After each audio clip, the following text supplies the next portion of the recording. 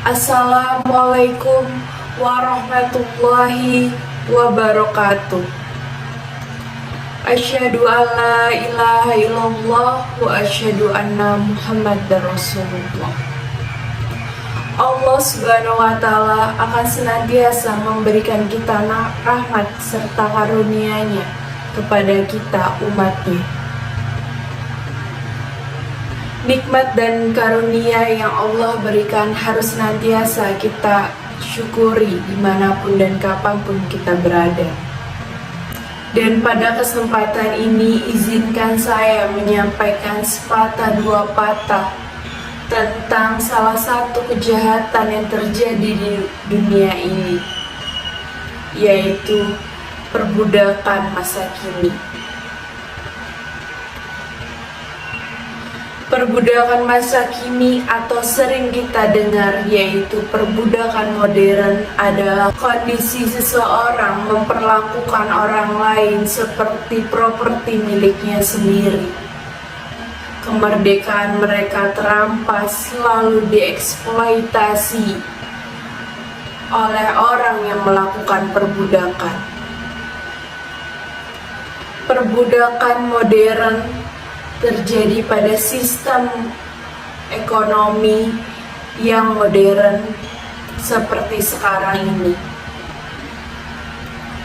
Sistem ekonomi yang terjadi pada Perang Dingin mengalami perubahan yang sangat drastis, di mana modal dan uang lebih cepat melintasi batas perbatasan negara dibandingkan pergerakan manusia. Di sisi lain, terdapat beberapa faktor yang menyebabkan perbudakan ini terjadi.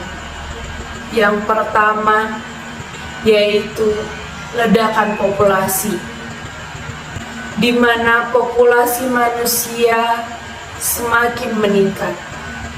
Semua orang berlomba-lomba mencari pekerjaan. Di sisi lain, orang-orang yang mendapatkan pekerjaan dengan kondisi yang buruk tetap mereka terima bila tidak ada pekerjaan lain. Faktor kedua yaitu kemiskinan yang sangat ekstrim. Orang dengan ekonomi rendah sangat rentan terhadap perbudakan modern. Mereka yang tidak memiliki pekerjaan dan miskin ekonomi akan sangat rentan terhadap perbudakan ini, terkena perbudakan. Yang ketiga yaitu korupsi, terutama jika polisi dan penegak hukum memilih diam dan tidak menegakkan hukum yang berlaku.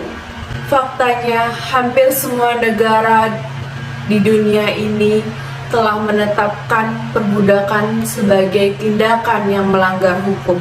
Perbudakan adalah kejahatan yang terjadi di negara, mulai dari negara miskin maupun negara kaya. Bahkan sebelum Indonesia datang, kehidupan ini sangat memprihatinkan. Karena kehidupan ini diperlakukan sesuai dengan perintah majikan. Budak harus patuh kepada majikan, bahkan sampai mereka mempertaruhkan nyawanya. Setelah datangnya Islam, Islam sangat melarang perbudakan.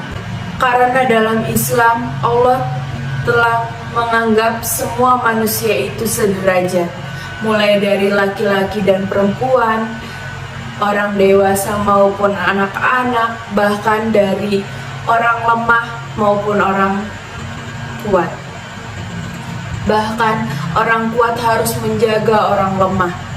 Perbudakan di zaman sekarang ini masih tetap eksis, dan dalam kondisi bahkan lebih parah dari sebelum datangnya Islam. Mereka memperjualbelikan anak dan perempuan yang merupakan modus dari pelengkap perbudakan itu sendiri.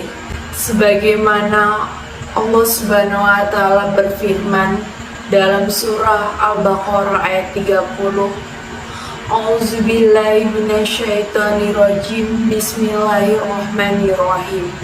Walaqad karramna bani adama wa hamalnahum fil barri wal bahri wa razaqnahum minat thayyibati wa fasalnahum ala kasyirim mimman khalaqna tafsilan, yang artinya, dan sungguh kami telah memuliakan anak cucu Adam, dan kami telah mengangkat mereka di darat dan di laut, dan kami berikan mereka rezeki yang baik-baik, dan kami lebihkan mereka di atas makhluk yang memiliki kelebihan yang sempurna. Maka dari itu, hendaknya kita membukakan pintu yang luas seluas-luasnya untuk penghapusan perbudakan dan memerdekakan perbudakan.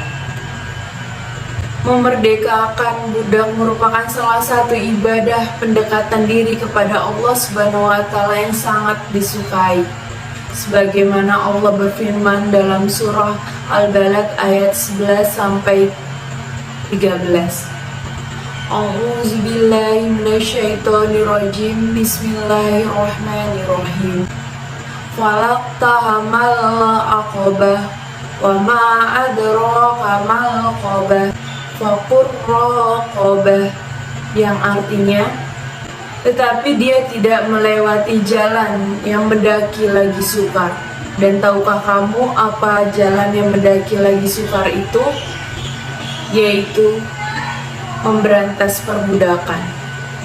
Disyariatkan membebaskan perbudakan dengan tujuan yang mulia, diantaranya yaitu membebaskan manusia dari penderitaan sebagai budak. Kedua, membuatnya memiliki dirinya sendiri, serta memberikan dirinya manfaat untuk bertindak seperti yang dirinya inginkan. Barang siapa yang membebaskan budak yang muslim, niscaya Allah akan membebaskan setiap anggota badannya dengan sebab anggota badan budak tersebut. Hadis riwayat Bukhari dan Muslim. Adapun solusi yang bisa dilakukan untuk menghindari perbudakan, yang pertama, dengan meningkatkan pengetahuan dan mencari sebanyak-banyaknya informasi yang valid. Karena tidak bisa dipungkiri bahwa salah satu alasan perbudakan adalah rendahnya pendidikan dan kemiskinan. Yang kedua yaitu dengan menciptakan lapangan pekerjaan dengan upah yang layak. Karena ketika masyarakat berada pada tingkat kemiskinan yang rendah, maka mereka akan mencari pekerjaan dan pekerjaan akan semakin meningkat. Yang ketiga yaitu aktif dalam mendukung suatu organisasi anti perbudakan.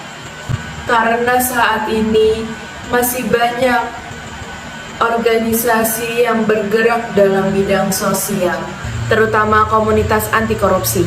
Yang keempat yaitu speak up atau suarakan aspirasimu. Karena dengan turun aktif dalam organisasi anti perbudakan, kita akan mendapatkan informasi-informasi yang kita sebelumnya tidak ketahui menjadi ketahui di lapangan. Dan yang terakhir adalah perhatikan anak-anak yang membutuhkan. Karena anak-anak adalah golongan yang sangat rentan untuk terkena perbudakan, terutama di daerah dengan kondisi ekonomi yang rendah. Ketika kita mampu, maka kita bisa memperhatikan mereka dengan membantu biaya pendidikan mereka dan biaya kebutuhan mereka sehari-hari. Hal simpel tetapi sangat bermanfaat bagi mereka di masa yang akan datang. Nah, itulah sedikit dari saya tentang materi perbudakan masa kini. Semoga bermanfaat bagi kita semua. Wabillahi taufiq wal hidayah. Wassalamualaikum warahmatullahi wabarakatuh.